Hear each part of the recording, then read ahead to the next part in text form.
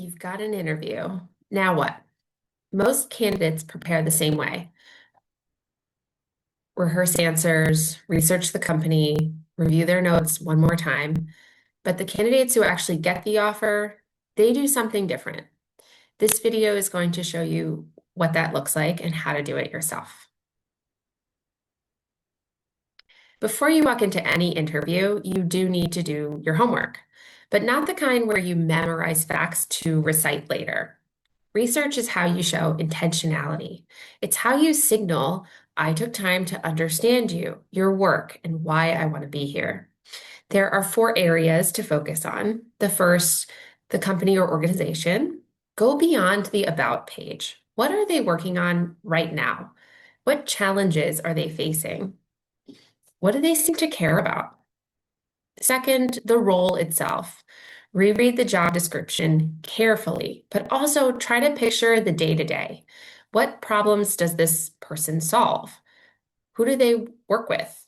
What would a good day actually look like in this role? The third, your interviewers. If you have names, look them up. Not to bring it up awkwardly, but to understand their perspective and what they might care about. And fourth, the broader perspective, the broader landscape. What's happening in this field or sector right now? You don't need to be an expert, but you should be informed. And a quick note on using AI for research. It can be a great starting point for synthesizing information quickly. Just make sure that you're verifying what it tells you and that the judgment about what actually matters for your conversation does come from you.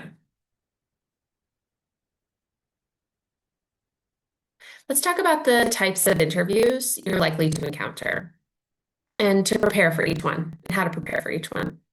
The most common format you'll run into is the behavioral interview. These are questions that ask you to draw on real experiences, things you've actually done, problems you've actually solved. You'll recognize them immediately. Tell me about a time when, or describe a situation where. Interviewers aren't just looking for a good story. They're looking for evidence of how you think and how you operate. We'll get into exactly how to structure those answers in a few minutes, but for now, just know that practicing out loud before your interview is a non-negotiable.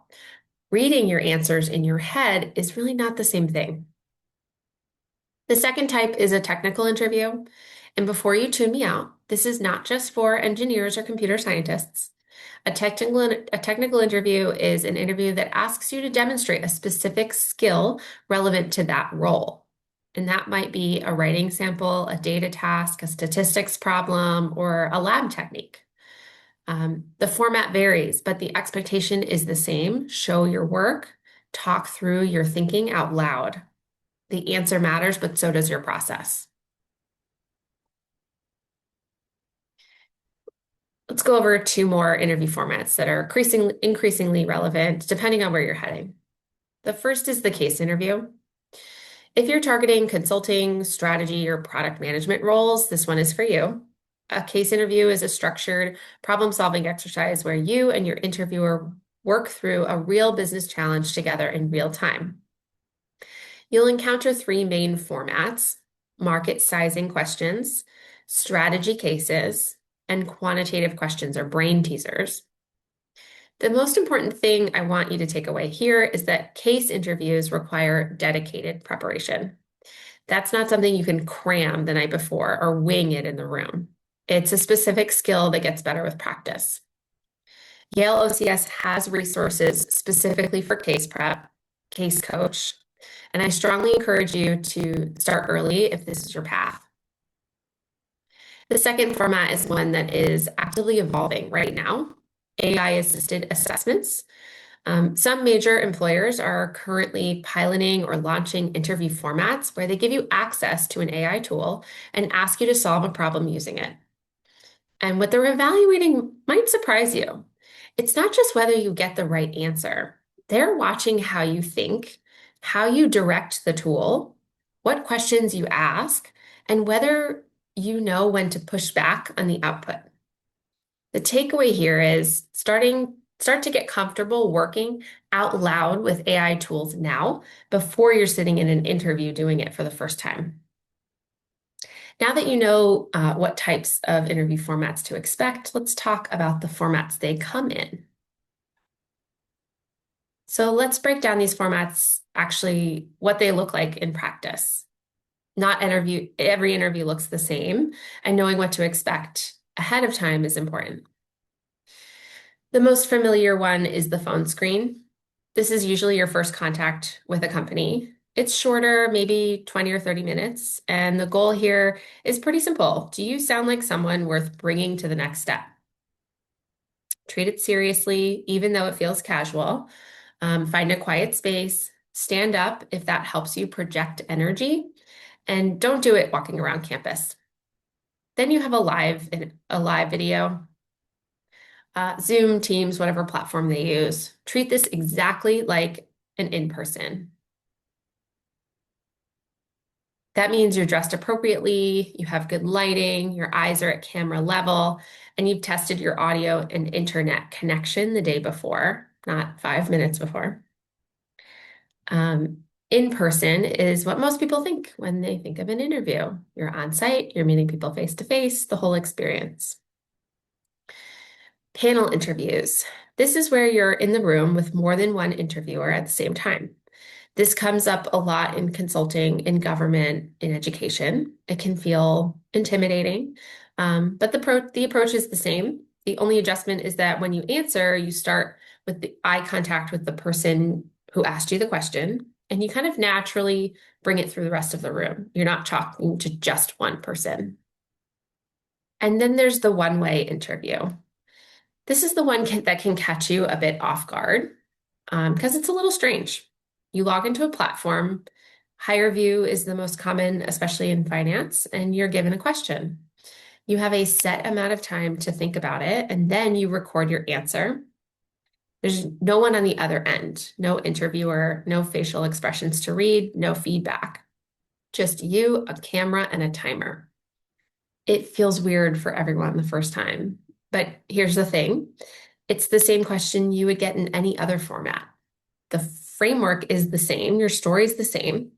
The only difference is you're delivering it to a screen instead of a person. So the best thing you can do is practice it out loud before you sit down to record. Not in your head, but out loud. Because there's a big difference between knowing what you're going to say and actually saying it when there's a timer counting you down. Big Interview is a great resource for prep for these kinds of interviews. Before we get into what to say, let's just talk about what happens before you say anything. Interviewers can form an impression of you within 7 seconds. Before you've answered a single question, before you've said anything clever or memorable, they've already started to form a picture. That picture is built on your energy, how you walk in, how you carry yourself, whether you seem like someone who wants to be there. You can't fake presence, but you can practice it. And the first place to practice is in how you answer questions. So let's talk about exactly how to do that. The most important framework you will use in a behavioral interview is called STAR. Before I walk you through the example, let me talk through what you're seeing on the screen. STAR stands for situation, task, action, and result. And it's how you take a real experience and turn it into a clear, structured answer. So watch how it works. I'm going to tell you a story the way I might tell it in an interview, and I'll flag each piece as I go so you can see the structure working in real time. So here's my situation. I was on the events committee for a student organization on campus. We had we had planned a general interest meeting for a few weeks now. I had reserved a classroom, promoted it. There were about 30 people that we thought would show up. 15 minutes before the event starts, I walk over to the room and there's a class in there, full class. The professor's up at the front. No one is leaving. Here's my task. I'm the one who booked the space. My name is on it, and I've got people walking toward that building right now. Here's my action. And this is the part I want you to pay attention to, because in a STAR story, the A is about what you did, not what the team did.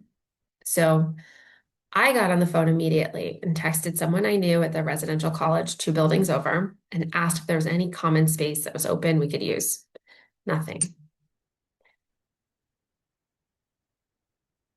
Then I thought about the coffee shop just off campus where I knew the manager called her directly, and she said she could fit us, but probably not 30 people.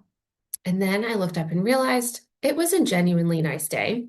So I made a decision. I moved the whole thing outside to the front lawn, in front of the building, and I updated the group chat and I posted the new location on our Instagram and stood out front to redirect people. And here's my result. We held the event. It was a little chaotic. A few of our members never saw the update, but the open lawn meant that we were visible to people just walking by. We actually picked up 3 new members who had no idea the meeting was happening and just stopped to see what was going on. Now, did everything go perfectly in that story? No, that's actually the point. Interviewers aren't looking for a story where nothing went wrong. They're looking for evidence that you can think on your feet, use your resources, keep it moving. That story does all three. So hold on to that framework because the next question is where you actually put it to work. How do you build the stories that go inside? And how do you make sure that you know them cold before you walk into the room?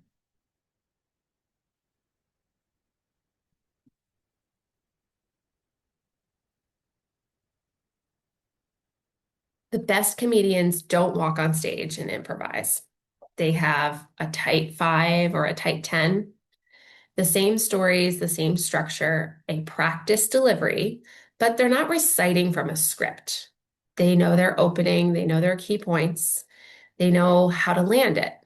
But, and because they know all of this, they can present in the room and adjust on the fly. That's exactly what great interview prep looks like. And here's the thing most people get backwards. They wait for the question and then try to think of a story. You want to flip that.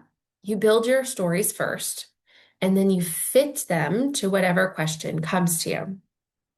Think about it this way. An interviewer might ask, tell me about a time that you failed. Or they might say, tell me about a time you had to adapt. Or even describe a situation where things didn't go according to plan. Those are 3 different questions pointing at the same story. If you already know that story cold, it doesn't matter how they ask it. You recognize it and you know exactly where you're going. So what you're going to do is build 4 to 6 stories you know really well. And don't overthink what qualifies as a good story. It doesn't have to be a job, a class project, a student org, a volunteer position, a team you were part of. If it shows you doing something, solving something, or learning something, it counts. Interviewers interviewing college students, they know you're a college student. What they're looking for is evidence of how you think and how you act under pressure. And that shows up everywhere. Practice these stories out loud, right? With a friend, with a tool like Big Interview, or even using AI. However you do it out loud. Reading your notes is not practice. Saying it out loud is practice.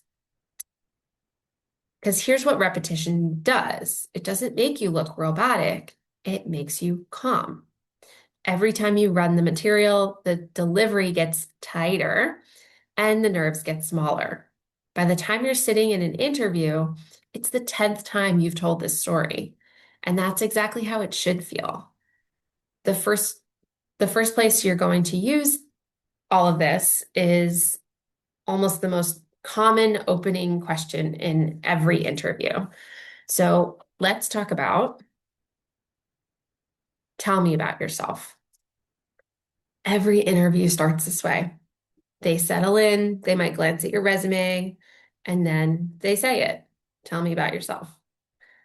And most people either blank out or start from the very beginning. Well, I grew up in, and suddenly 2 minutes have passed and you actually haven't said anything useful yet. This is not a biography.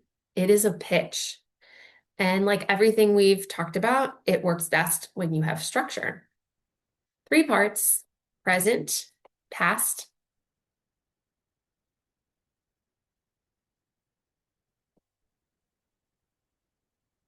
and future. Present is your anchor, who you are right now, your year, your major, maybe one thing about your focus or your work that's relevant to the role. You're orienting them fast, 10 to 15 seconds. Past is where you build your case. This is where your type 5 starts to pay off, and you're not reciting your resume here. You're pulling one or two experiences most connected to the opportunity and naming what you did and what you learned. Keep it focused and keep it relevant. And future is your close. Why you're here, why this role, why now. It doesn't have to be long, but it does have to be genuine. It tells the interviewer this wasn't a random application, you actually want this. The whole thing should run 1 to 2 minutes. Shorter is better. Leave them wanting to ask follow-up questions. And like everything else we covered today, we're going to practice this out loud.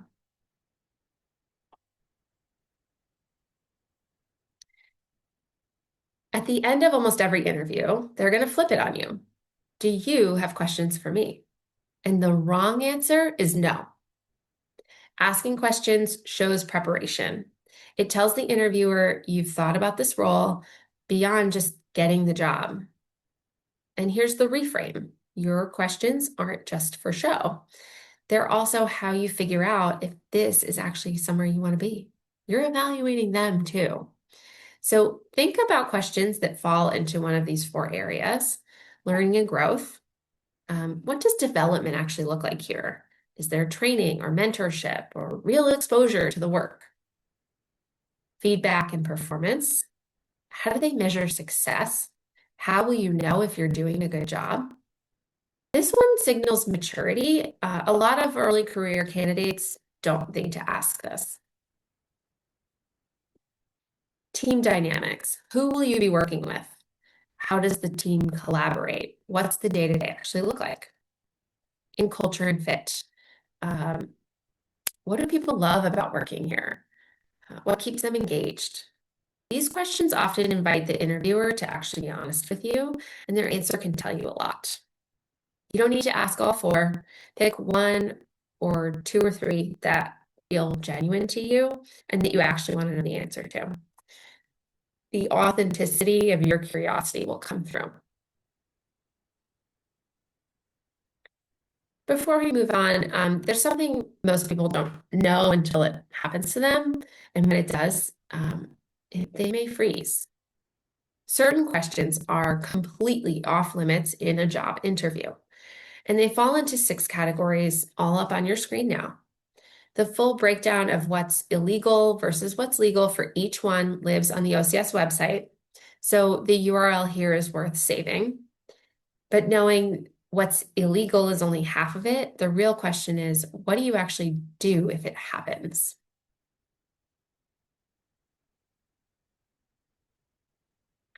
You basically have 3 moves.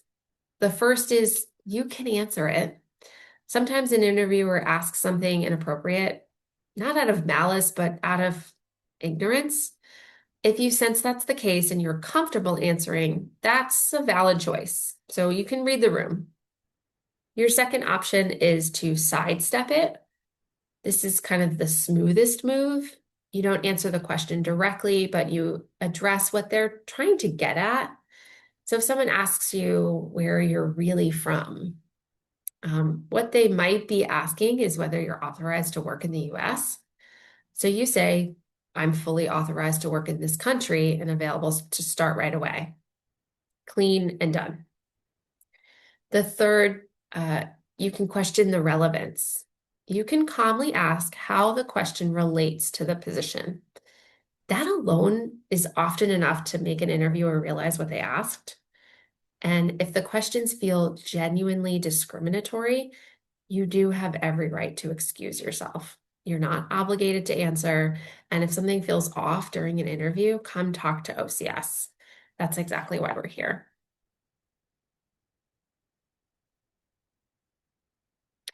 The interview isn't over when you walk out the door, right?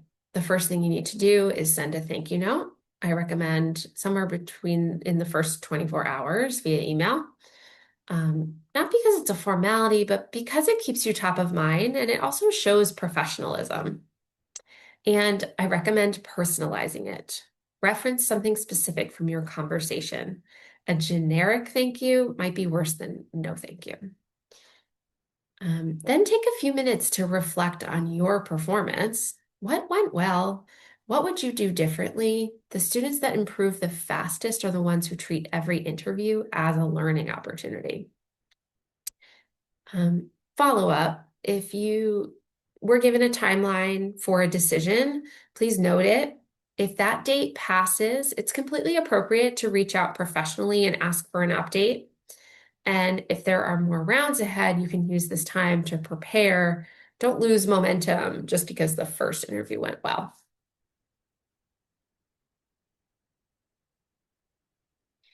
As far as thank you notes, one of these gets a great response and the other kind of gets ignored. And I think you can probably tell which one is which. So now we can talk about something that most people avoid, negotiating your salary. The truth is, employers kind of expect it. Making a counteroffer doesn't make you seem difficult or ungrateful. It makes you seem like someone who knows their worth. Before you negotiate, you're going to do your research.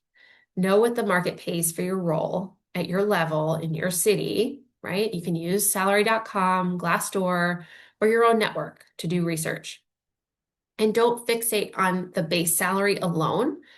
Consider benefits and signing bonuses, remote work flexibility, vacation time. These all have some kind of dollar value. When the offer comes, and this is important, you don't have to respond on the spot. Ask for time. Be enthusiastic and be professional, and then go do your homework. One more thing, OCS does have offer guidelines that exist specifically to protect you from pressure tactics and exploding offers. That URL is also on your screen. It's worth bookmarking before you need it. And if you're staring at an offer and you don't know what to do, you can request an emergency advising appointment with OCS. We are here to support you, and we can make that happen quickly. The last slide is yours to keep. Everything we talked about today, mock interviews, salary negotiation, offer guidelines, AI tools, it's all linked here. Before you close your laptop and never think about this video again, I do want to say one thing. We know this process is stressful. We know it can feel a bit isolating, especially if you think everyone else around you has it figured out. They don't. And that's exactly why we're here. So make an appointment and come talk to us. Whether you have a specific question or you just don't really know where to start, that's enough of a reason. You've got this and we've got you.